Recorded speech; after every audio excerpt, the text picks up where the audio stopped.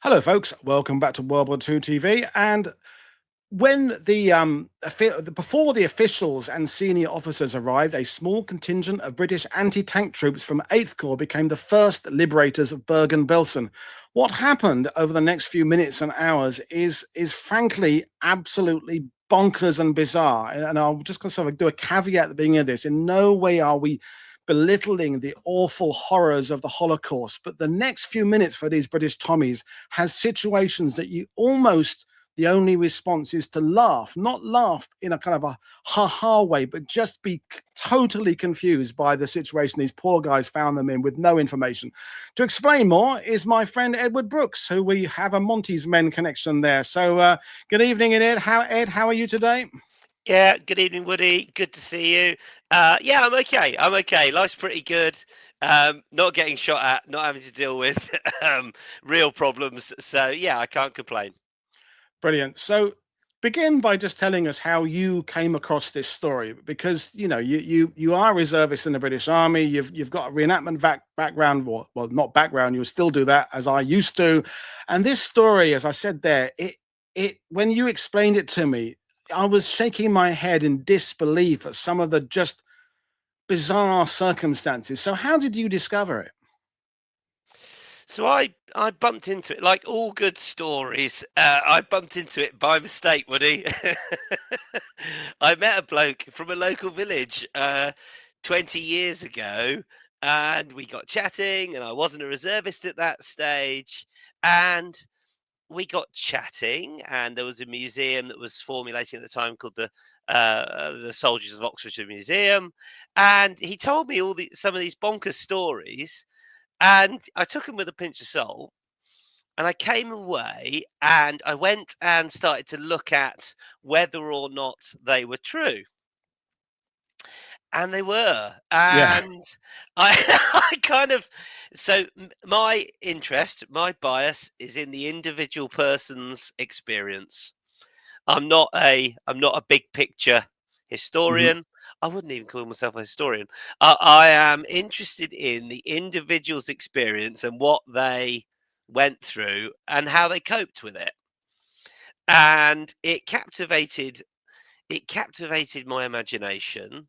And when I was picking where I was going to end up in the Army Reserves, high on my list was finding a unit that had some history. And so that's why I ended up at the Queen's Own Oxfordshire Hussars.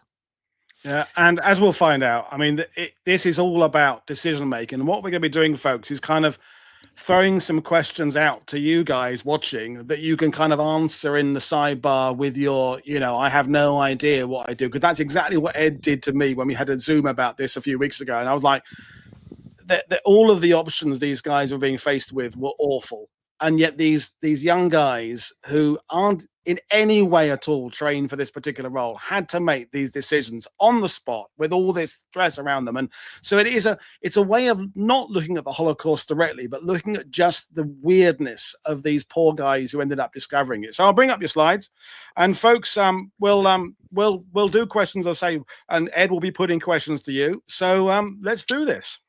Okay, so I'm going to leave it like that, viewers. I know it's not the full screen experience, but I'm going to leave it like that because it means I can see what I need to see at the same time. If I try and just go with me, if I try and share it as a full screen, I lose bits that I need to be able to see. No worries. Okay, right. Okay, I am going to start off by saying that all of this is gleaned from personal conversations I had with veterans who were there, um, and then going and reading about it, and then finding individual snippets of what people have told me written down. So, but what's quite interesting, I've tried to put it all into a book, um, which I've called, which I've called. I know all of your contributors, Woody, have a book they're pushing. I'm not planning to ever publish it, and I've called it. You think you're having a bad war, Yeah. because these guys were having a bad war, but the enthusiasm and positivity that they attacked each problem with, it is unbelievable. And so what I'm going to do is I'm going to break it into two parts. And the first bit, I'm just going to give you a little bit of context, which explains how they end up where they end up. And then from there, it's all thrown at the viewer, and it's all about you. And the way I want you to approach this is, what would you do? What would you actually do? Because there is an answer to every single question that's thrown at you, and I know what actually happened and was actually done. Cool. Right then, Queen's Own Oxfordshire Hussars. Every bit of the British Army thinks it is better than everybody else. We always have done. We always will do. I happen to think that my bit of the British Army is fantastic because it had a bloke in it called Churchill once upon a time. Not many people can say that. Yeah, we've got a rich heritage. Queen and Oxfordshire Hussars were affectionately known as the queer objects on horseback. They were fortunate in that they had powerful families who were members, and the Churchill family is obviously, you know, you can't get any more powerful than that in British politics at the time. The Fiennes family also have a rich heritage. Also, the writer of James Bond. All of these families were big within the QOH in Oxfordshire. It's a territorial unit, so it's raised on the locality. Right. Now that is important, and it's important because when the Second World War kicks off, the QOH are undoubtedly the most unlucky unit to ever join the British Army. So the Second World War kicks off. Eventually, Japan roll into it, and what happens is Mr. Churchill is so keen to see his ex-territorial unit involved. They get given the green light. Congratulations, take your £2. You're sailing halfway across the world to join in with the war on Japan. But on the way, we're going to stop off and we're going to pick up soldiers from the Commonwealth and train them. So they set off. The situation with Japan deteriorates, and instead of actually stopping in Africa or India to pick up Commonwealth soldiers, they are sailed straight to Singapore, basically.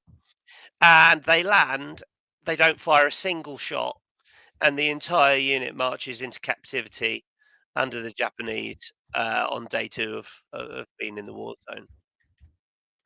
I don't need to go into what the Japanese then did to those men. I met one who survived. He's buried in a local village to us. He didn't have a gravestone until a year ago, and a friend of mine want to raise some money to put a gravestone up for him. And they basically starve them. They starve and work them to death. So 249 battery at Banbury, which they were gunners at the time, was already had a really bad. It had already had a really bad start to their war, as bad as it can get. And so back home, the reality in Banbury of 249 battery going into captivity was devastating to the local town, and the local town decided the best thing they could do was to raise the battery. So they raised the battery again. So they raise they raise back to full strength, and the war in Normandy kicks off. So they've already had one really bit of bad luck, and the war in Normandy kicks off, and to the unit's displeasure, they weren't placed in the Orbat, they weren't placed in the running order of battle to go to Normandy. So somebody at the QOH wrote a letter to one of their mates, Winston Churchill. Dear Winston, quite like to be there, really. Can we have a job, please? Yeah. Yeah, come on. We want to We want to play. We want to play. We want to get in on the game. And so Winston Churchill sends a letter to Chief of Staff of the British Army saying, "Here, sir, appreciate you're busy out there. You need to get these guys there." And when you're asked by, there are a few people that we all have it in our lives. They're normally our wives. When they ask you to do something, the answer is yes, however painful it might be. And so what happened was the higher command of the British Army turned around and said, "Yeah, okay, yeah, we'll get them there." And then what the way the British Army works even now is the decision comes from the top, and then the problem works down.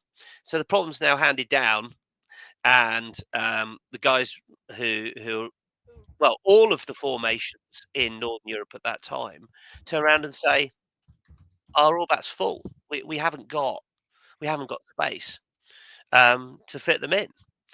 So at which stage, if even though command might have to do something, they might not like it. And so in the British Army, there's something called the order of precedence. And what they basically did was they looked down the order of precedence and they looked who was lowest in the order of precedence to stay within the orbit. And that was as an artillery unit again, Argyll and Southern Highlanders, and they were told, "Look, you've got to go home. You're being pulled out of the orbit. You're being replaced by the Queen's Own Officers." They argued hard to stay. They were already there. They had a good operational reason to stay because they had actual, real, tangible battlefield experience, and a compromise was found.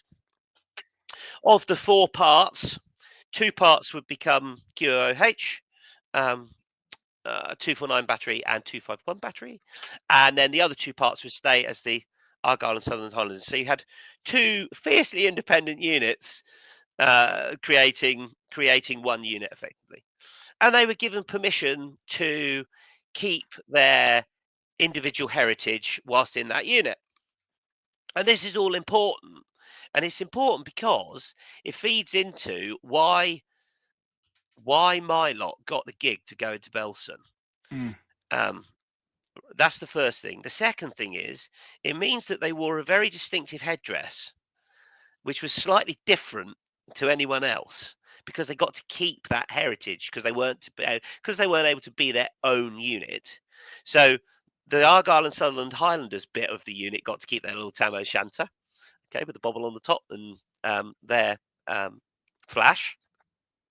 And the QOH guys, the officers retained their QOH. You're not going to be able to see it because they retained their cap badge. Okay, so in this photo, this is the battery before they deployed. So off they go and they deploy to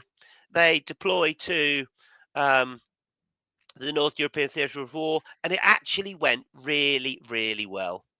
The kick in the tail was the officer who'd written a letter to Churchill to say, "Look, we want to go." He got tasked. So the guy who made it all happen, and that's what sometimes happens in the army, the guy who made it all happen, the guys at the top who decided they wanted to give him a, "Sorry, mate, you've made it, but you're not going," that was there. So he got shifted to an admin job. So he didn't actually go.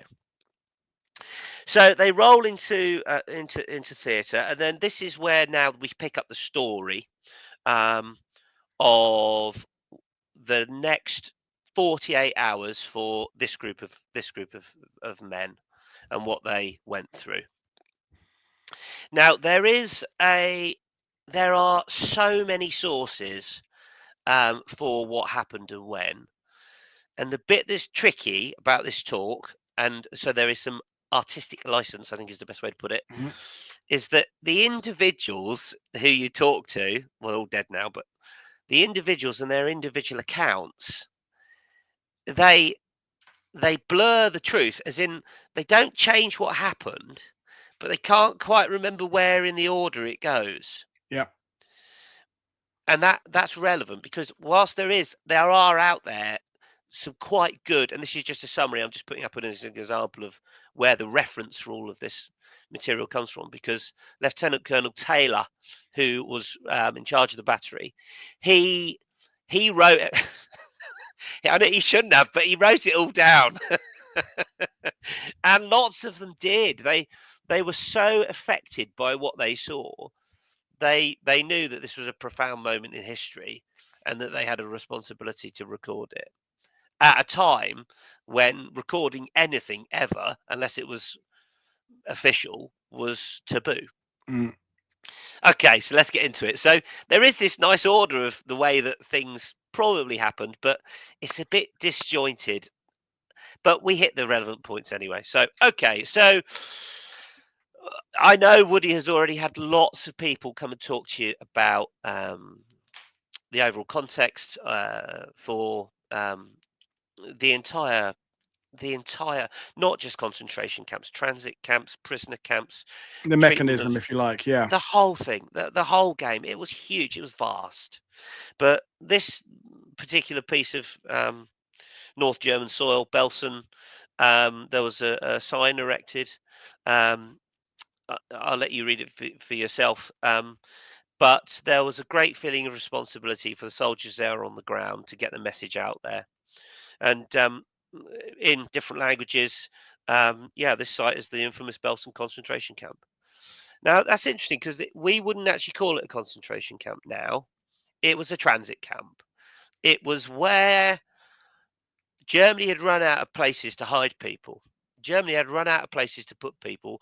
And as it collapsed in on itself, these camps who were work and transit camps, they became overwhelmed by the numbers of people being pumped into them.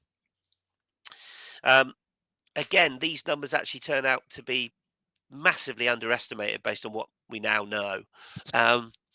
But it's just interesting looking at those photos. You can see the little horse on the shoulder, and that's what we're gonna focus on as our identifying mark. I'll show you shortly. So, number one, you've been in the line for about 2 months, and ahead of you, just into North Germany, a German party of 3 approaches you under a white flag. You've just to put some context in here, you are absolutely crapping yourself that you're going to get shot at the entire time or blown up. Yep. That's the context here. So this German party approaches you under a white flag. I want you to think about what you might do. Open fire. We know it happened. Do you stop them and turn them back? Do you stop them and interrogate them? Or do you detain those 3 people and escort them through to high command? So they've approached. What happens is these Jerrys were probably terrified going towards, there's no guarantee you're not going to get shot at. They were detained. So they were detained and taken through to higher command. They're blindfolded, as you can see here. They're blindfolded. Their information is confiscated from them and they're taken through to higher command. By a pure stroke of luck, and one of the reasons that I know so much of this is true, there was an AFPU photography unit that was attached to 8 Corps at that time. And these 2 photographers were in the right place at the right time. And so pretty much the entire experience from start to finish is catalogued in quite some good photographic detail. Yep. Luck. Total luck. They struck it lucky. These guys are escorted through, and this is okay. So the option they chose was D. Let's escort these guys back and interrogate them. The guy with the little pom on his hat there is a member of the Argyll and Sutherland Highlanders bit of the unit. And then the 2 guys on his left-hand side with the prancing horse on his jacket. Yep. They're, I believe, because I recognise them from later photos, that one. Yeah. I believe that they are then, and you'll see them in later photos, are members of my unit, QOH. Now, D is correct. Yes, they were detained. But I have it on reliable authority that the guy with 3 stripes knocked 2 teeth out of the bloke stood in front of him. It was kind of like, welcome to the war. Bosh! Yeah, we'll accept your surrender, but have some of that. And that is the day-to-day nitty-gritty that you probably don't hear about in the books. But I suppose... we need to remind ourselves, in case the viewers are in any way misunderstood, there had been no O group, no briefing, no suggestion at all that day is that you might be discovering this, or ahead of us we have reports of, there is a vague possibility you will discover. This is an anti-tank unit essentially moving forward, just Yep. with Doing their no job. information beyond that. It's Yep. Germany, move forward. There's going to be things. That's it. You know. And that is it. And look, this is my naughty side coming out. Right, you going home? You're going home to Scotland. You're going. He's probably, he's from somewhere. He's probably got some Scottish heritage because he's from a Scottish territorial unit. I mean, what a great story to be able to tell your grandkids. Look, kids, 60 years ago, I knocked a German colonel 2 teeth out. I mean, what he took the chance and he decided to take it. Okay. And I suspect that is why in this photo, you look at the joy in these guys' faces. I mean, they don't know what's ahead of them, obviously. Yep. But the one on the very far left-hand side, that is, I'm 99% certain that is Lieutenant Colonel Taylor. Okay, so he's the boss on this gig. So these two Jerrys have appeared. They've said, look, ahead of us, 3 miles ahead of us, is a prison camp. We have had an outrageous outbreak of typhus, and we need to make sure that that typhoid doesn't get out into the local population. Okay? At which point, these guys are thinking, oh, this is above our pay grade. Let's send that up the train. Yep. So they bang out the train, and the way it was described to me, far, far more quickly than you would expect a response to come back. A response came back because things don't move fast in this environment now. It's normally, very, very quickly a response came back, and the response came back. You've got the gig tomorrow morning, QOH, you're going forward, 249 battery, you're going forward on your own with this surrender, with this party under surrender. Yes, we're going to go for it. We accept the terms of the agreement. We will put a truce in. We will put a ceasefire zone in around the camp. You're to proceed with them first thing tomorrow morning. Now, it is my opinion, based on what the Russians had already found in January, this is April 45, based on what had already found, that we probably already knew it was there. There was a reconnaissance party that bumped into it the day before. Right. But they didn't enter the camp. They just carried on by. That was SAS doing sneaky beaky stuff. So my suspicion is we knew it was there. And when it went up the chain, and bear in mind, the chain of command doesn't particularly have time for 249 battery. When it went up the chain of who are we going to send to do this awful job, it was 249 battery that got it, because they were the ones that were last in. They were the ones who had caused a little ripple. So they were always going to get the gig, and so they got the job. And all they were just told, yep, go forward with them, secure the camp. 11th Armoured will fight round it, and then we'll move in and we'll come and help you out. It shouldn't be too long. It was, and then the soldiers, and I met. This is just a sign warning about typhus. I think the army was happy to go with it. The army, its objective wasn't really to liberate prison camps anyway. Its objective was to beat the German army. They didn't want typhus getting out into the ranks, let alone into the population. So they went with it. So the soldiers were lined up. I met one of them. He said it was the funniest morning of his life. We were told to put best battle dress on. Okay, so you have 2 sets of battle dress when you go to battle. Yep. One set goes in a 3-tonner, and you don't see it until you're out of combat.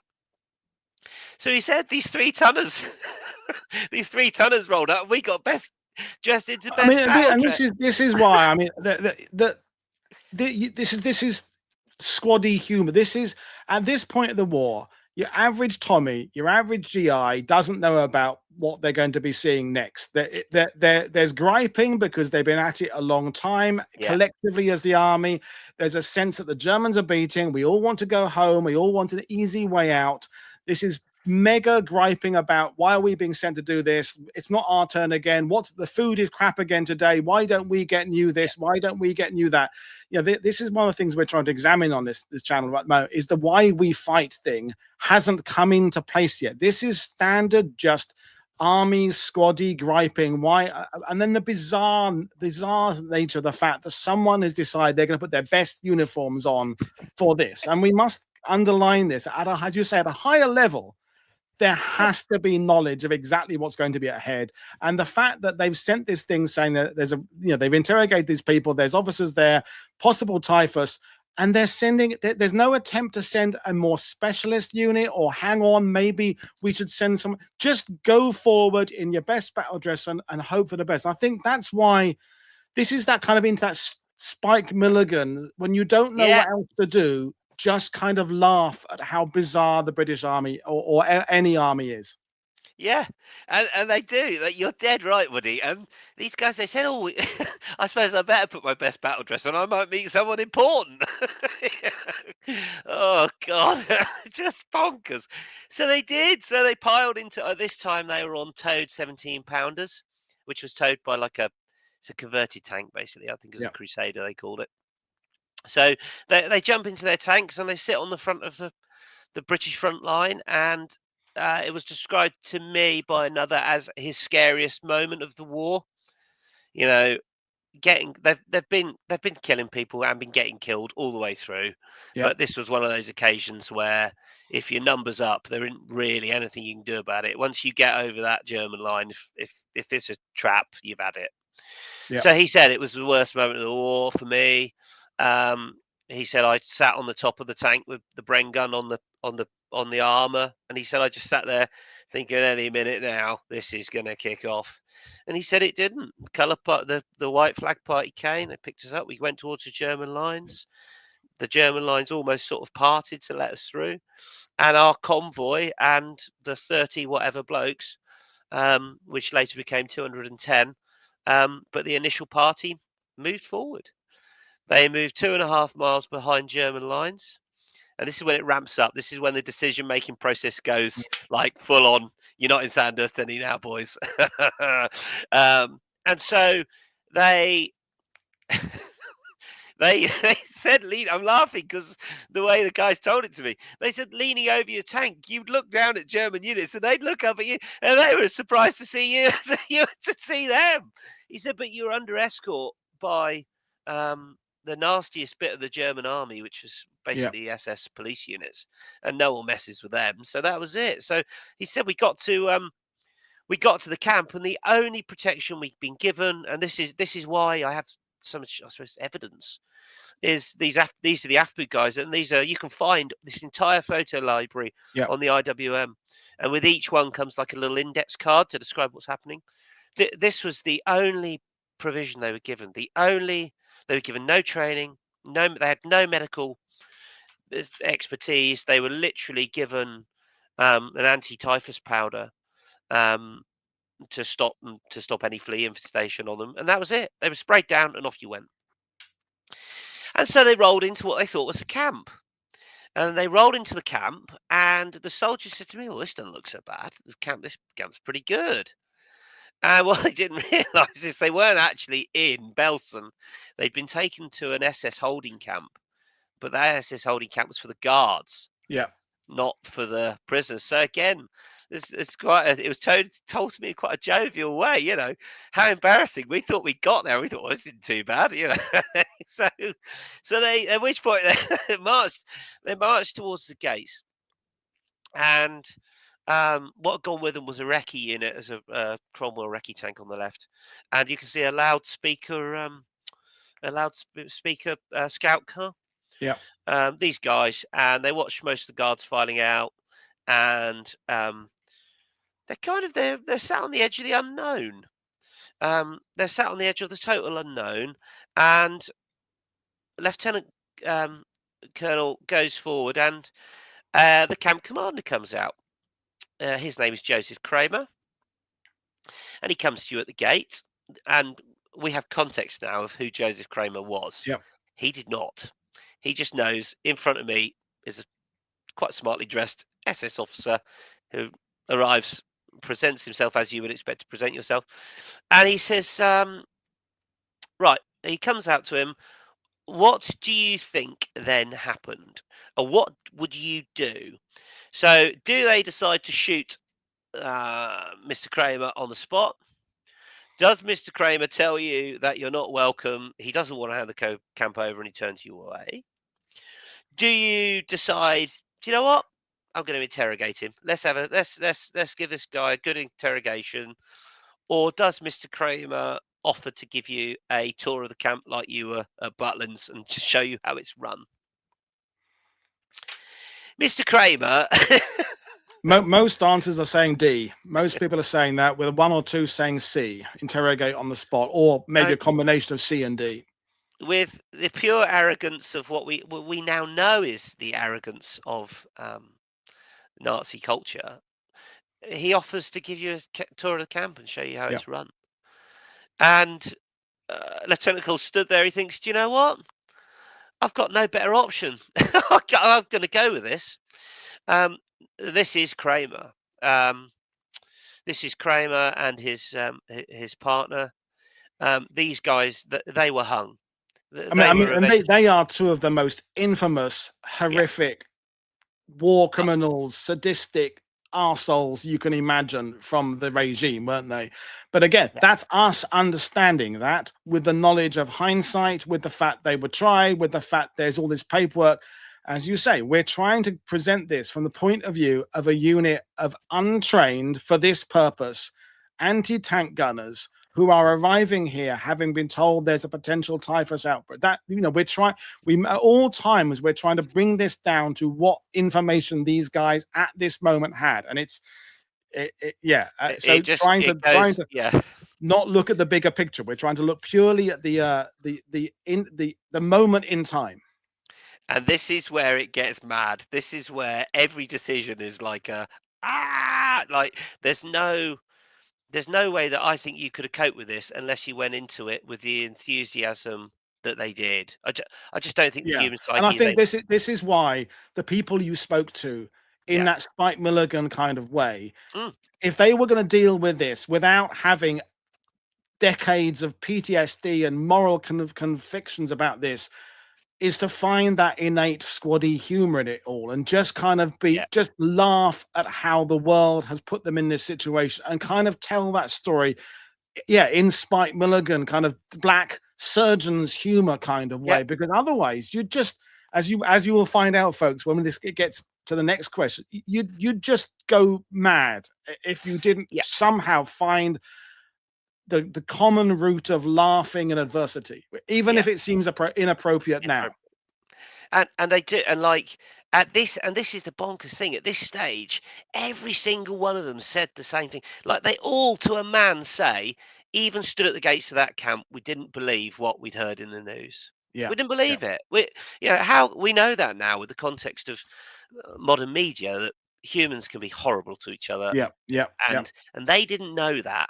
And so they went in that camp gate. He gave them a tour, and the honest truth is, I mean, they sent that scout car in to do a lap round, basically broadcasting in 3 languages. Please stay where you are. The British Army is coming.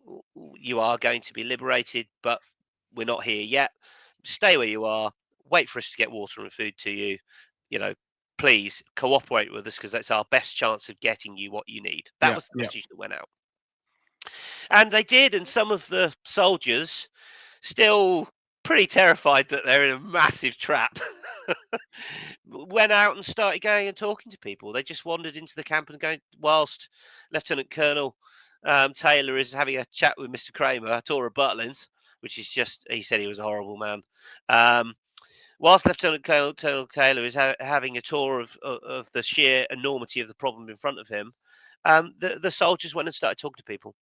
And this guy, it turns out, this guy sat down, was actually a British soldier who had basically been marched there from another camp, talking to another British soldier, and I think that brought it home for them. They were here liberating their own guys.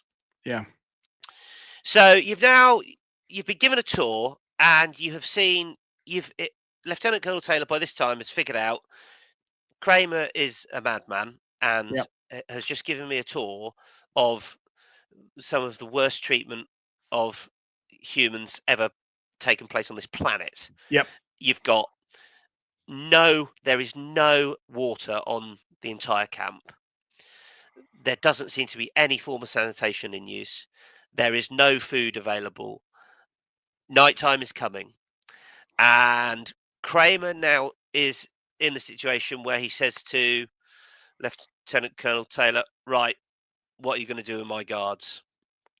So what does he do? So does Lieutenant Taylor decide to disarm the guards? Now there's some Hungarians surrounding the camp. There's 900 Hungarian soldiers surrounding the camp. Yeah. Okay. So does he disarm the guards and the surrounding troops? Does he disarm and arrest the SS guards? Does he disarm and put the SS guards to work? Or does he keep everyone armed? What does he do? And he's got this. Is it 30 or has it got to 200 yet? It's still 30. No, they're still just at the 29, 32. So it's a platoon as we know it. But again, I'm reminding ourselves of untrained for this sort of task anti-tank gunners. Yeah. So what he chooses to do is he chooses to disarm the guards, and he decides to put them to work. 10 minutes later, the surrounding troops gun down some prisoners who have decided, right, we're off. So there's some gunfire coming from around the campus. The Hungarians are now making sure that the camp stays a camp. Yeah. But some of the gunfire is closer, and it's some of his soldiers breaking up a group of prisoners that have got hold of a couple of SS guards and murdered them. So Kramer protests. It's like, and to be fair to him, at the time, Lieutenant Colonel Taylor thought, the only way I'm going to stop everyone killing everyone is if I arm them again. So in an absolutely crazy twist of bonkers decision making on the time with what you've got in front of you, he actually decides that with only 30 of them there and chaos breaking out, that for the immediate, he'd have to give the guards back their weapons. And let's just hold that thought for a few seconds now and consider the bonkersness of that. Now we know all the full story now, but at the time, again, I keep saying it, but this is a unit of guys who are unprepared for this, who have no context as to the numbers of people, about the hostility of people around them, who are, at the end of the day, a commanding officer's first duty is to his men, isn't it? Absolutely. Absolutely. And, you know, at this time, we think there was probably 60,000 people in that prison. Good grief. And, you know, he's got 30, which is shortly to become 200. We think it becomes about 210 for the night. But yeah, he stood there and he's thinking, well, every single one of these guards is going to get murdered unless I arm them. And so he rearms the SS guards for a short period, just to try and gain some control. And I put myself in that situation. I'd have done the same thing. Absolutely. More dead people is not what you need right at that particular moment in time. Vengeance is coming anyway. It's a tough one. It is a tough one. So, and bizarrely, keeping the surrounding troops. So look at that helmet, eh, Woody? the surrounding Hungarians, they did their job. They kept, typhus getting out into the British Army would have been significantly bad news. There's nothing gained by letting this camp run riot across the German countryside. Nothing. No. However upset they are. Okay, so the camp is secured. Night's falling. There's just another picture here. Look at the vengeance in this lady's face. And this is later on. Actually, this isn't actually. This is later on when much more troops have arrived. But Woody pointed something out to me that I love about this photo, which is why I put it in before we get to the next question. Everyone thinks that the British Army soldier at that time was 18 and running around and fit as a fiddle. Well, these guys, they probably are quite young. They're probably in their 30s. But look how old they look. They look old, yeah. They do. They look like they've had a hard war. And they're certainly having a hard day, aren't they? I mean, everybody obviously our sympathy and natural empathy goes for the victims right now but these poor squaddies, these poor Tommies who are now in this situation. I mean, it's just yeah. We had a quick question from Ian about how long was it before they asked for more British troops to help. I mean, I'm assuming that as soon as they get there and they get even an inkling of how many thousands we were there, some runner disappears backwards and starts sending alarm bells that we need more. We'll get to that in a minute. So, Cool. Ian, it's a good question, and the initial answer is a practical one. In the 249 battery has been told help will come the moment we fought around you. So as soon as we can get to you, we will get to you. The problem is at this stage, there's still 2.5 miles of pretty determined Germans in the way. Yeah, and yeah, worth reminding ourselves there's an active battlefield within a stone's throw of this situation as well. Yeah. To add a bit of complication, so you're hearing gunfire. That at this point you're not entirely sure who is. Yeah. Hearing gunfire doesn't tell you who's winning necessarily, No. or how the situation is progressing. Yeah, they are fighting round this camp effectively. Yeah. So you know help's coming, and the message did get back, and we'll come to that in a moment. Yeah. Okay. And whilst all this is going on, so Colonel Taylor stood there. He is, but to be totally honest, it doesn't matter what he do, he'll be wrong. And at which stage, another soldier, I met this guy. He says, "I was approached by 2 SS guards." By this stage, the weapons have now orders been sort of restored.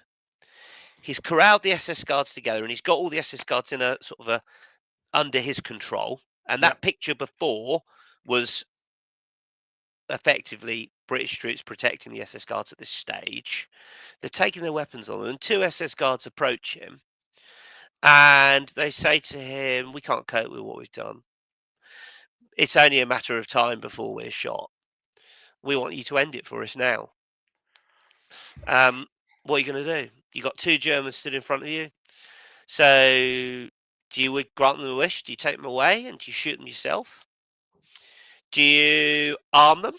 Do you say, well, you had a weapon 10 minutes ago, you might as well have another one, go and get on with it? So do you arm them and let them go and get on with it? Do you just ignore them and, persuade the classic them? British, hope it'll go, ignore it and hope it'll go away. The British, yes. Do you persuade them to sit down and shut up? We're Or getting B's, C's, and D's from it. So yeah. And or do you go for D? Do you turn them over to the inmates? And D happened in other camps. It didn't happen in the British camp. And I'm proud to be British, but D happened. D in other camps we know happened. We know the Soviets especially, they didn't muck about. And there were examples of Americans, especially where they thought that Americans had been mistreated.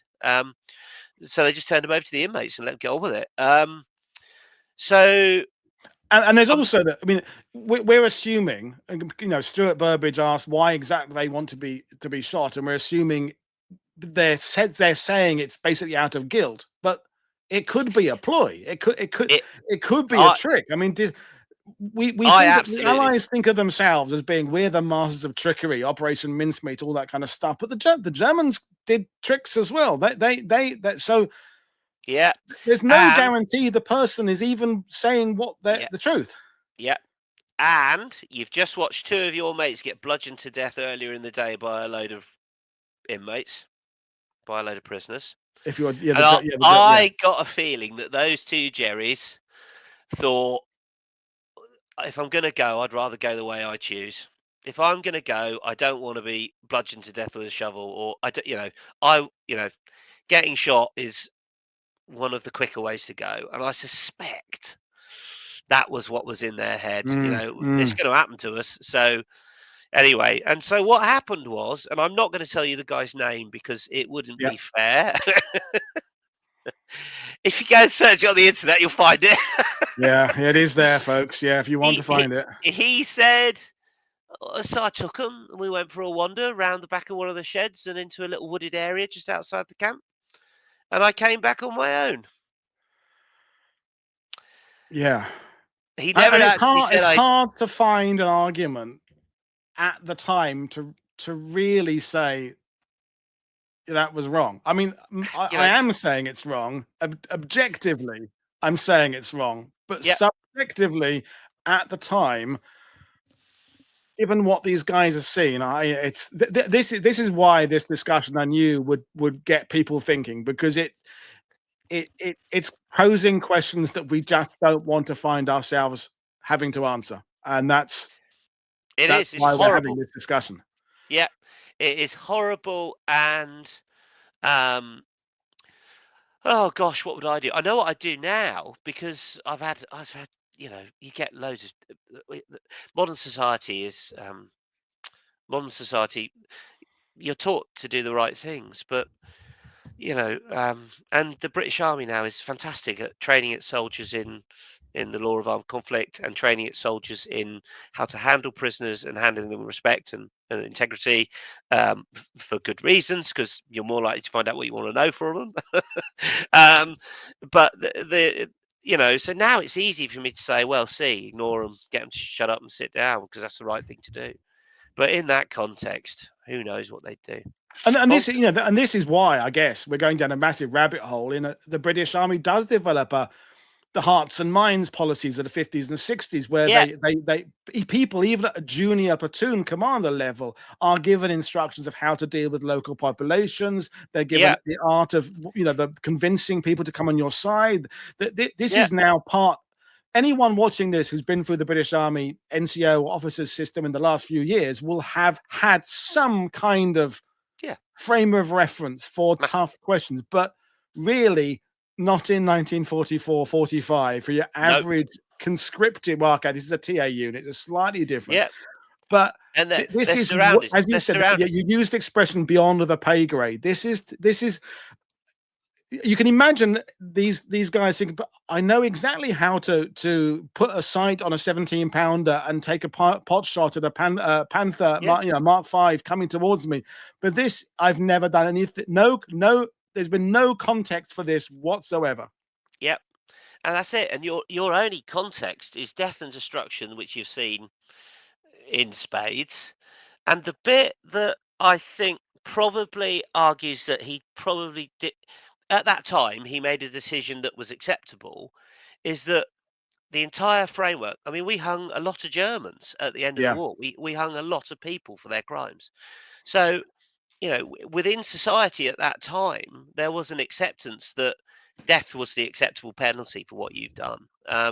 And I suppose he had that context as well. And of course they live in an environment where death is a daily occurrence, as you say. That Yep, they have driven past dead bodies. They've all had friends who've been killed in other units. They've probably yep, got a relative who has been bombed out by the Blitz. I mean, we luckily in 2025 accept people who are professionally involved. Most of us go through most of our weeks and months without dealing with life and death on an absolute daily routine basis. These guys, in the middle of a war, it's a much more yeah, hardened environment where yeah, and big decisions are being taken at a big high level. I mean, this is when right now, I guess, is when they're making a big decisions about whether to drop the A bombs. Yeah, that these and yep, firebombing Tokyo, and whether or not the bombing of big decisions are being made where death is on a daily thing. And now it's yeah, come down to one poor squaddie having to yeah. make a decision, and not and immediately And there's no no phone a warning. friend. There's You no know, no. And he said I was on my own. I was still on my own. Well, yeah. What? So what then? So and the reason that's yeah, important is I just want to put this bit of context because yeah, there's some fantastic interviews on the IWM website, and one collection. This is a British officer who was serving with RASC Army Service Corps, and he says, and this is a quote from his interview, and they're very careful how they word it, but he says, "To my knowledge, I did not see a single SS guard come out of that camp alive." And that does tie up with all of the first-hand accounts that I've heard, yeah. all of the accounts that I've read from the QOH archives. They do tally up. Um, and you've got a fairly senior British Mm. officer saying it on recording. That is what happened. Mm. We had the comment from Rob Crane. Yeah. Ed's telling about this in this particular incident there. Did the squaddie in question ask what they had done, these two Germans? Did they No, tell him? Were their prisoners no. egging the situation on? Was he genuinely? I mean, there are so many variables, but even if we knew the answers, it doesn't make the decision any easier.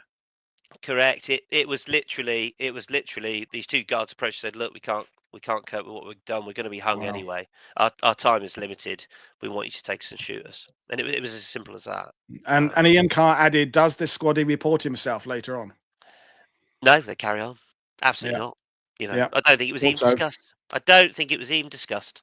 In fact, the only reason it would have been discussed is many, many years later in hearsay. yeah. Yeah. With his Anyway, brother. we're getting. There's another question on the screen, so let's deal with this one. Yeah. So at this point, this is all going on, and a convoy of 4 unknown vehicles is heard approaching the gate at high speed. The guys on the gate, what do? Do you wave them down? You don't know who they are. You know what they are. Do you wave them down, hope they stop and figure out what on earth is happening? Do you just ignore them and let them proceed into the camp? Do you open fire, or do you attempt to detain them by force? All you know is that 4 vehicles are approaching you. And as they get closer and closer and closer and closer and closer, and they're moving at speed, you realise that they're British, and you realise that they're Jeeps.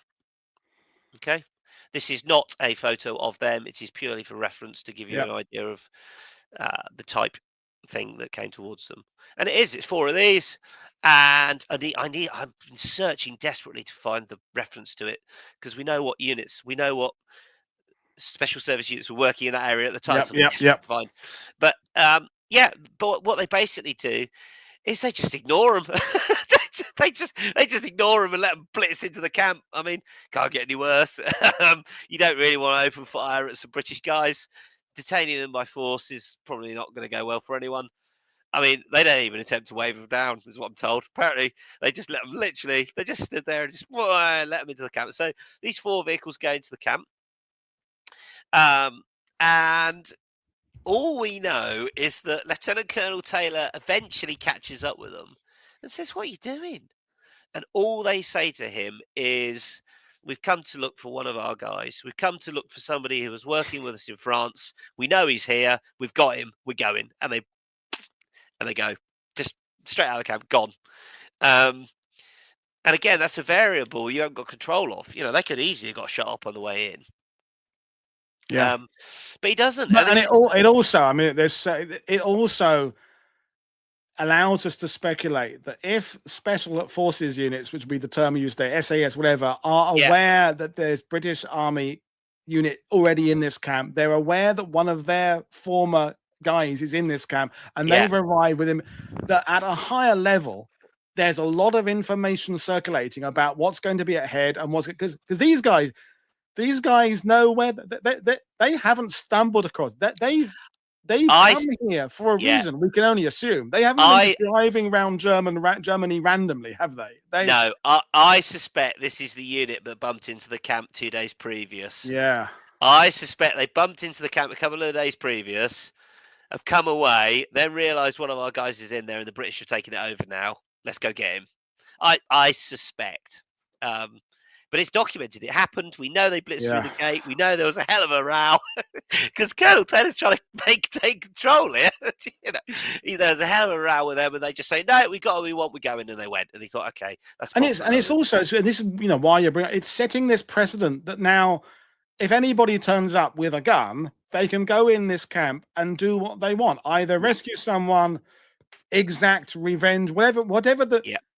And you're just in charge of 30 blokes, where this situation is erupting around you, of it becoming almost people's individual personal wars. Yeah, and this is another good photo of it. You know, in here you've got, I can pick out 2 British soldiers trying to contain thousands. I mean, thousands of people. So they're up against it.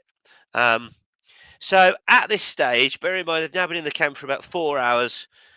Everyone's realised they're there. He knows he's got a huge problem with sanitation, a huge problem with drinking water, a huge problem with feeding them. He has been told, don't let them eat. Yep. You know, Yep. we Yep. need to get the right food in front of them. And whilst this is all going on, Major Barnett, who wrote this down, it says, I was stood with Colonel Taylor, and a figure pushed through the crowd. So this crowd before, like this, Yep. a Yep. figure pushed through the crowd. He said, I thought it was a bloke. A figure pushed through our group of bodyguards and rushed up to Dick Taylor, saying, Mr. Dick, I am Anne Marie. Do you remember me? Now, then, to paraphrase, so of course he didn't remember her because she was a skeletal figure. Yep. She had a shaven head and she had most of her teeth knocked out. Oh, that's hard on its own. And it transpired that that girl had been employed before the war by Dick Taylor's mother as her French maid. And at the outbreak of the war, she returned home in Paris and she got into the resistance and eventually been picked up by the Gestapo, tortured, thrown into a camp and fetched up at Belsen, where the first Englishman that she saw was her former employer's son. And it's bonkers on so many levels. I mean, the coincidence level is off the charts. And then Taylor is trying his best to keep objective and follow military protocol and be neutral, and now he's met someone he knows to add to this mix of trying to do the right thing as a military commander, and now he's got a personal investment in it. I mean, it's just this story is just, and that's why I think, we started this off. This is the only reaction to some of the bonkersness of this is just to laugh, like Spike Milligan would go. This is just, it's totally bizarre, this story. It is, and like the bit that's bonkers, it's true. Like there are, it's true. We're not making it up. Yeah, like I can't. And so the account goes on, and I haven't put it in because obviously time and everything. But the account goes on, and he says all I could do was get her prioritized, and I basically some of my guys looked after her. Sat her down. She was ecstatic with joy, and he said we just. She was sat down. We tried to calm down, and I got her. She was one of the first to get evacuated out of the camp and shipped back to England. But that is whilst chaos is all around you, sometimes nice things happen. Yeah. And again, this is just another picture of the guys and what they were trying to deal with. I want you to look to the very back of the picture. You can see a little GS Cap man, and you can see certainly two sort of on the left hand side, one with a number 4 rifle over his shoulder. This was the weight of people that they're still trying to deal with, and this photo is important because we'll pick him out in a minute. So 2 soldiers are then tasked with guarding the food store, and they're told, look, night's coming, the food store's getting ransacked, you 2 get over there, take control of the food store, don't let anyone in it, whatever you do, don't let them eat because it'll kill them. So they get there, and when they get there, it's chaos. Yep. The food store has already been ransacked. So what do? They know they've got to try and take orders. What do? Do they fire their weapons in the air? Do they shoot at a liberated prisoner in an attempt to gain order? Do they just let it happen? Just let them in? Or do they turn around, leave the store, and go and get more help? What do you do? I mean, when you present this one to me, I this is the second time I'm still no closer to finding an answer that makes sense to my head. So what they didn't make sense to them afterwards either. So what they chose to do was B. Okay. And so he took aim at a prisoner who was going into a door into the food store. But because he was so nervous, he missed. And so he pulls the trigger, he misses her, and he said the round thwacked into the wall next to the building she's going into. And he said the entire crowd of 1,000 people who were trying to get into this food store stopped. And he said, I thought at that stage, I am now going to get murdered. I mean, and bizarrely, that's the right option, because if you fire into the air, the consensus for people that you don't really mean it. That you are just firing in the air, so they'll just ignore it and run at you. Yeah, just moving out the way, can't. But So he making it look like you're. I mean, yeah, as you say, you're making it clear he did try to shoot someone, yeah, but then he just missed. like the providence or the synchronicity of the friend turning up of Dick Taylor, he Yeah, missed. I mean, yeah, and it's extraordinary. he says the only reason him and the soldier that he was stood with didn't get bludgeoned to death there and then was because he missed by chance. Yeah. So, but he says, so then the whole crowd, and this is quite well documented as an article. I'll give a link to it in a minute.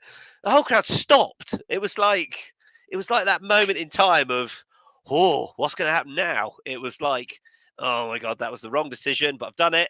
And he said she turned round and she pointed at me and she walked all the way over to me and she got to me and she stopped and she wagged her finger and she said, no, no, no, no, no, no, Tommy, you wouldn't dare actually shoot me. And he was like, no, you're quite right. Carry on. so, so, so he sort of agreed with her, and they just decided, well, they're not going to stop, and so that was it. So they ransacked it. So they retreated. So they eventually went for D, but only after going for B and it not working. And they couldn't stop them. They just had to let them ransack it. And so there were a number of deaths undoubtedly attributed um, to that, and I don't see how they could have done any different, to be totally honest. And this Um, is where people are the tonal shifts of this show are exactly as I thought they would be. There's these bonkers moments that you kind of the only reaction is to laugh at the craziness of it, and then you come crashing down to earth with the realization that this decision and yeah, these poor victims running for the food, then some of them then killed themselves by eating too much, and then the implications of the guilt of the Tommies, and this is just.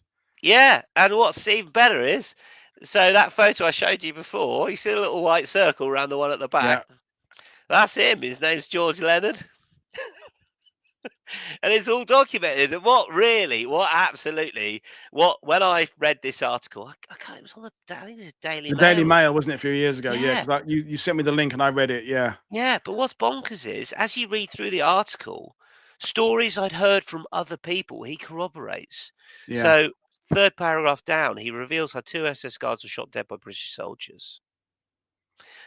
And, and that I'd heard that already independently. So, um, yeah, and he says it there. The camp was on the brink of anarchy, and inmates went on the rampage. So there he is, George Leonard, posh, a man who was there and had his photo taken. And John Bonkers. Sowerby sums it up in the sidebar. It's overwhelming. There's no precedent. There's no training. Nothing that could prepare you. And I think that's why this show is important, because we know what the Third Reich was doing, and we know there was the process of trials, and the camps were properly brought. Medical personnel arrived, a system came to place.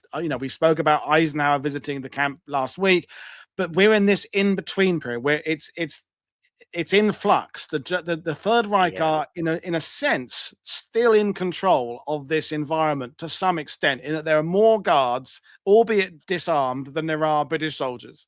There are angry inmates, stroke victims who are more than prepared to sacrifice their lives because they've been through the ringer for the last however many years in various camps, and then there's these Tommies trying to make the decision. I mean, it's chaotic. it is. It's chaos and oh god, yeah. Your viewer who made that comment, that is it. You had no training. Where do you start? Like the problems getting thrown at you are just, and night's coming now as well. So like they know at night that's it. They've had it. They're not going to have any control overnight. Um, Yeah, and this was why they were going for the food. Look at the joy. Look at the yeah, pure joy on those ladies' faces. This is later at the camp. This isn't yeah, when yeah, but that's when you're hungry, you'll do anything. yeah. And most of us have never experienced it. I'll be sure. Is it 230 now, or is it still? We still think it's 30. So then, just before nightfall arrives, so sometime once all of this has gone Yeah. on, So it just as still is 30 right now. yeah, and literally as nightfall arrives, the rest of the unit gets there. And we think they did that. We're not sure, but we think that was done because if it was a trap, you've just basically put 200 and whatever blokes into a trap. So we think the reason it happened the way it happened was because let's send a platoon forward effectively. Let's send the smallest number of guys forward just to scope this out before we send the rest of the unit. So yeah, it's 24 hours. It's 24 hours from hell. It's a bit like you see TV programs now, 24 hours and things like that. It is. It's 24 hours of utter hell for Colonel Taylor and his men. And that fact that you're saying that they're almost not guinea pigs, isn't the right word, but they're as you say, they're a size force. If they get if they are the victims of some kind of ambush, 30 guys is a minor tragedy. But if you lose 230 guys in a bigger, that becomes so it's like sending one scout at the head of a column, and if he gets killed, it's better one guy being killed than it is a company. And this is on this. So they're making tough decisions, but yet in a weird way, the British Army have already put these guys into a situation where they themselves are disposable almost. Yeah, pretty much. Pretty much. It's someone's got to do it. Someone's got to do it. And we had Sir Capo asked, "What at this point? What are the Hungarians doing?" They stay. They stay for 3 days. The Hungarians stay outside the camp for 3 days until the British Army arrives proper, basically. So the Hungarians are working with a small British MP unit, military police unit, to keep the camp as one entity. So the Hungarians are still there. They're conscript Hungarian forces. They're not particularly high value fighting troops anyway. They're there to keep the perimeter solid. Basically, we had a comment from Jason, who's in the Canadian military, did a show about urban warfare in Ark, and he's saying, "I remember reading in a British urban operations doctrinal publication, chaos is only 5 missed meals away." Best quote I've heard. That is true. It is true, and I've never experienced it. I hope I don't ever have to. And this was it. And so this became, and that's interesting because that Colonel Taylor knew, he figured out straight away on night 1, my route to control is food. Yeah. And so that he then realizes my only way I can control the camp is 1, clean water, obviously. Yeah. And he works for the local town to start getting clean water provided. And he starts to, with his 200 guys by the next morning, he starts to organize effectively a cold broth, because they didn't have the means to cook anything at this stage. This again is a photo slightly later, but he effectively realizes my best chance in this next 48, in this first 48-hour period, is if I'm in control of all the food, then I'm probably going to have some semblance of control. And he does. And what happens is he begins to rely on the inmates to distribute like a cold stew to each of the individual huts. So, and he says, I just had to trust that they were doing the right thing and getting it to the sick, because most of the people in those huts weren't strong enough to be able to get out of the hut, let alone. And so, and that was his route. His route to sanity, his route to control was, let's get some clean water on this camp. Let's keep the SS guards separate and have control of them ourselves and put them to work. And let's get the right food to these guys, which was a struggle because they didn't have the provisions to be able to do it. But they did eventually. So the war now rolls past the camp, and on day 2, he's managed to sort of assemble some control by having this dishing out of food protocol, and things begin to go a bit more smoothly, I suppose. And you know, this is it just shows you some of the chaos that was going on. It was the 14th of April that all went on. But this, I'm not going to dwell on it, but this document, this is from the Belsen website. It just highlights the individual moments of chaos that a lot of these stories are interweaved between. Lots of looting and mad, and guards getting murdered. And, oh dear. Anyway, so. And this is the only harrowing photo. This is the only harrowing photo I've put in. I haven't bothered with it. We all know the pictures. There's no point to push the point.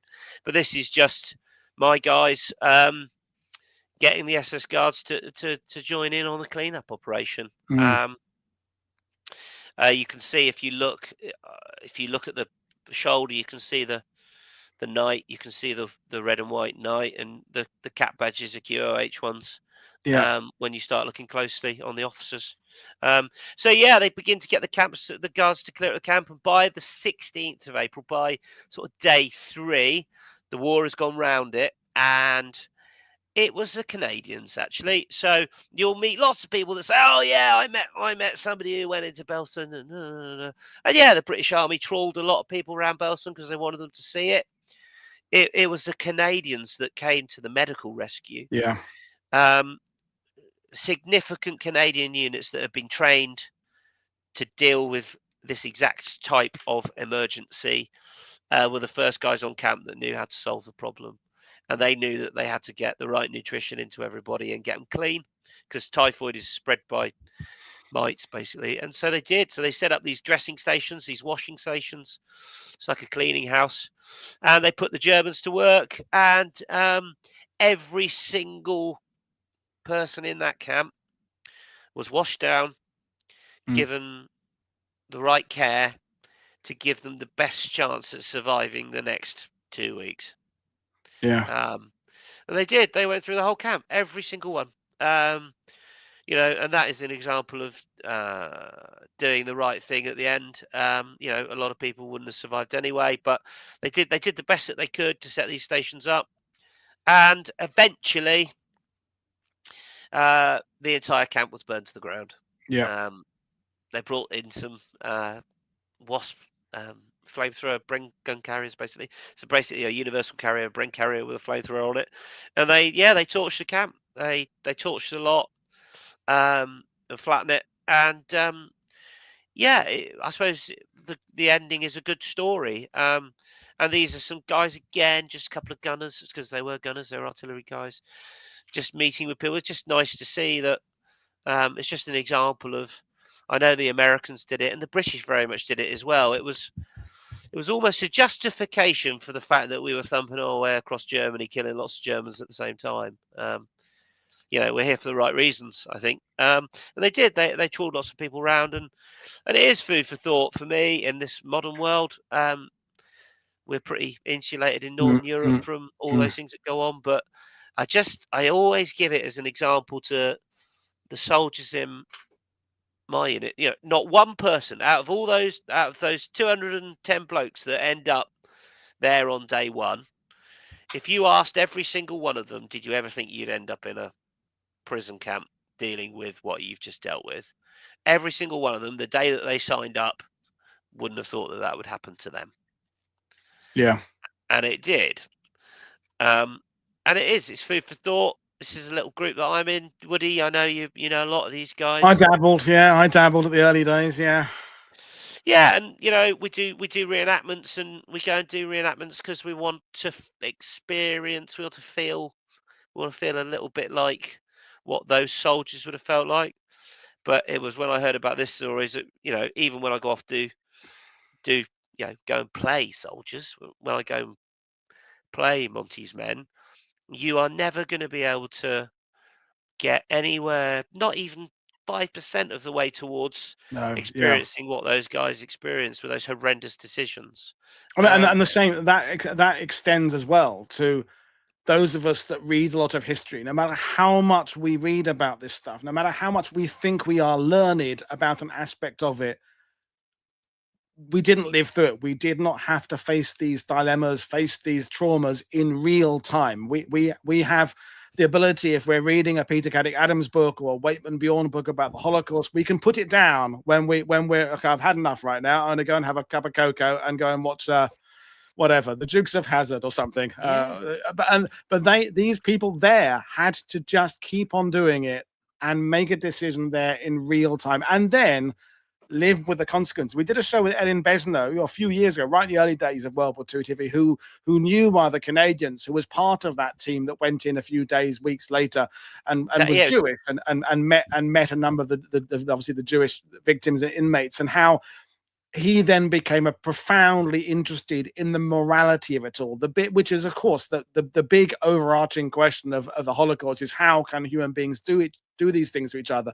But none of the Tommies that we talked about today have time to think about a larger moral picture. They're having to deal with this in an immediate. There's two guys here and several guys there. These ones are very angry. These people are more angry, and the moral question, in a sense, isn't even part of their concern in those first hours. Yeah, that correct. That it's just literally here is this problem, and it's your problem right now. Yeah, There's no way out of this.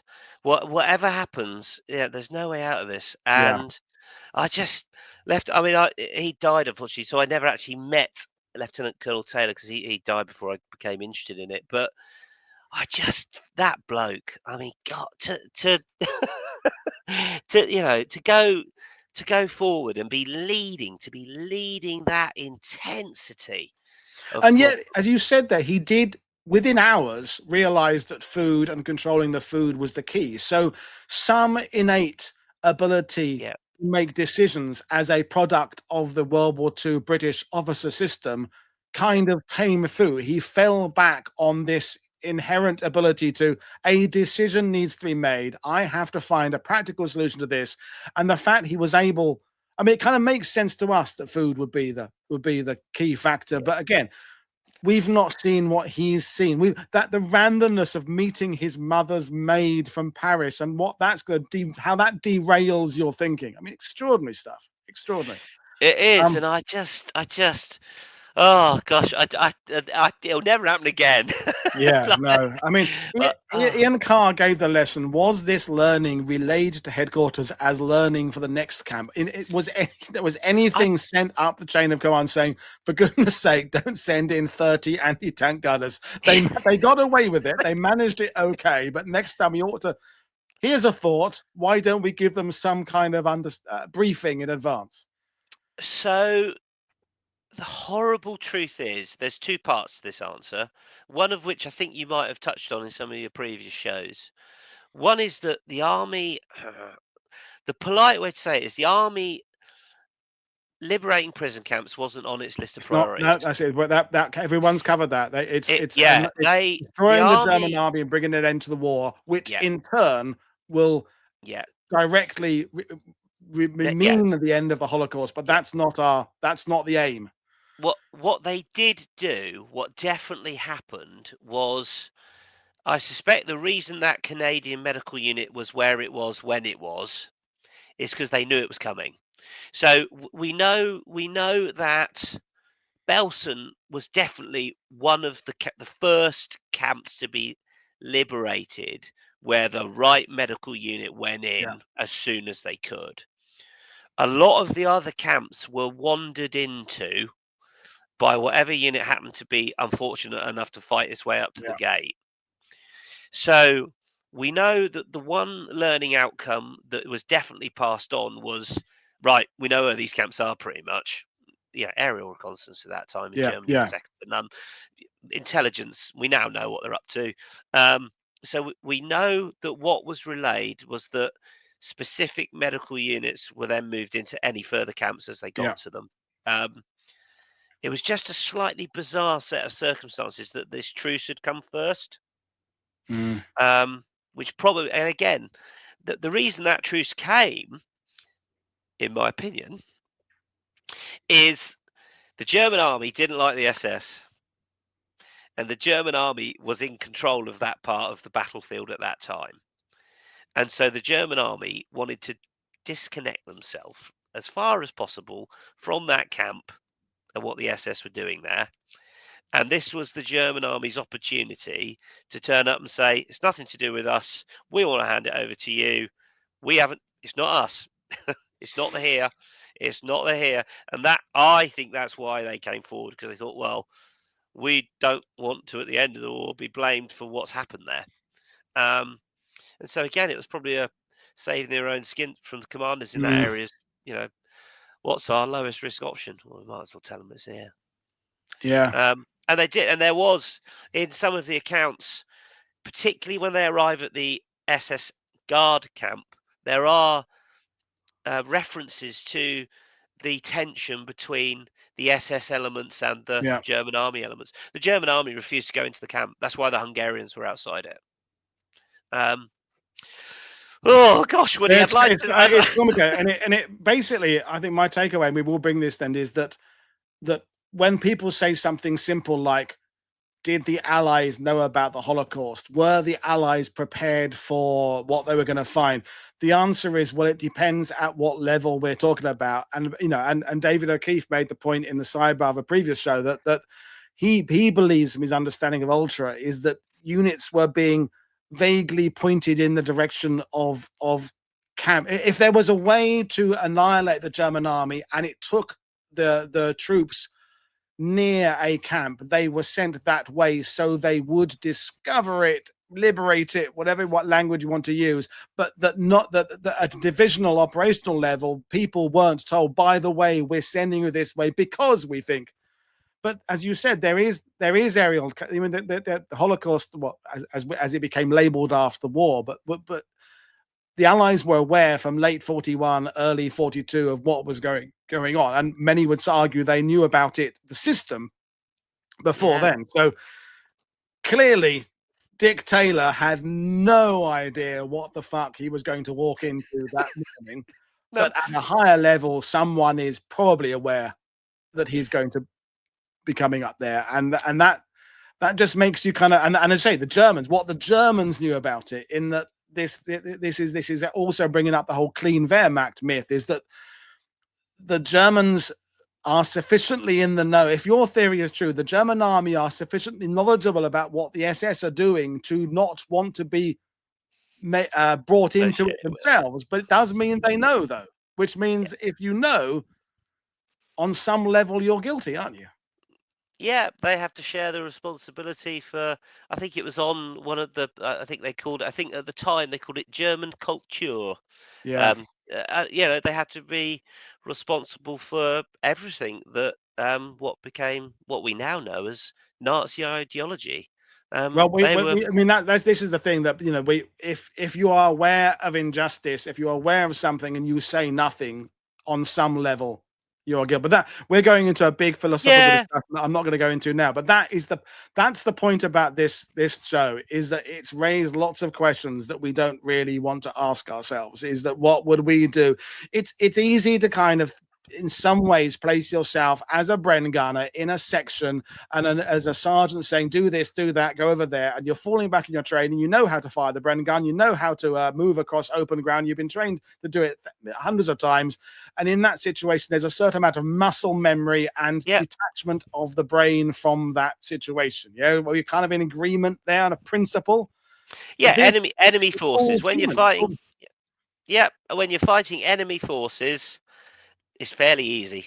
Yeah, they're the bad guys, we're the good guys, and unfortunately, there are grey areas. This is the grey areas of all grey areas show that we discuss. So we'll bring it to an end. Ed, I will see you at some point. I'm not sure whether I'll be at We Have Ways. So you'll be there, though, won't you, in September? Yeah, if anyone's looking to come to a show, it's a great day out. We Have Ways show, I'll be there. We're doing a big Montys Men event for VE Day in the Netherlands next week. First week of May, we're crossing the Netherlands. But thanks for having me on, Woody. Love the show. I think I will finish on this. I have absolute amazing enthusiasm for the subject I've just told you about. I've got one more subject I could do, but I'll talk to Woody about that first. But, and again, before I do, sorry. God save the king, Woody. God save the king, and never underestimate the ability of the British Tommy to find a solution to rationalize things, even if it seems inappropriate to laugh about stuff. The fact anyone who went through this was able to process this in any shape or form and live a life after this, hats off to them, is what I'm saying. I've never had to confront anything quite so awful. Anyway, we'll leave it there, folks. I'm back again tomorrow. Don't forget, click like and subscribe, buy my guest books, visit their websites. I can see many of you leaping onto Google and trying to find more about this, because it is It's an extraordinary story. So cheers, Ed. Cheers, everybody. See you all again tomorrow. Bye. See you.